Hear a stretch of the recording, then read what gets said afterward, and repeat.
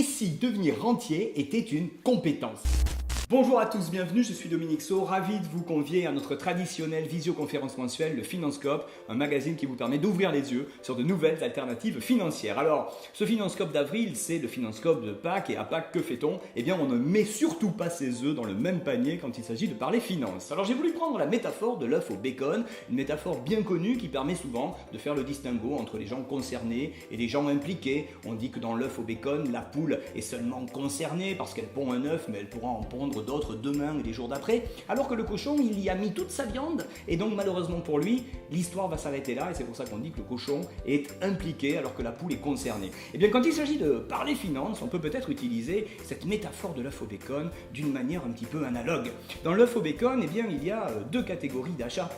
Soit vous achetez pour consommer, et c'est du bacon, vous le consommerez qu'une fois, soit vous achetez quelque chose qui va générer des revenus réguliers, et c'est l'histoire de la poule aux œufs d'or. Si on arrive à mettre sur pied dans son patrimoine une poule aux œufs d'or, c'est-à-dire un actif qui va générer des revenus qu'on travaille pas, même quand on dort, eh bien ça c'est quelque chose qui permettrait d'envisager de se créer une rente. Alors, on va partager tout ça dans le cadre de notre prochain magazine, comment trouver la poule aux œufs d'or. Dans le cadre du Finanscope, 3 rubriques, le Finanscan, le Finanscool, le Finanscook. Dans le Finanscan ce mois-ci, nous évoquerons un sujet extrêmement important, un diagnostic, un outil d'autodiagnostic qui nous permettra de vérifier d'où partent vos revenus. Est-ce que vous touchez un seul type de revenu ou est-ce que vous avez mis sur pied plusieurs sources de revenus? Est-ce que ce sont des revenus d'activité ou des revenus du patrimoine? Nous pourrons partager ensemble des indicateurs qui vous permettront de vérifier où vous en êtes sur ce terrain de jeu.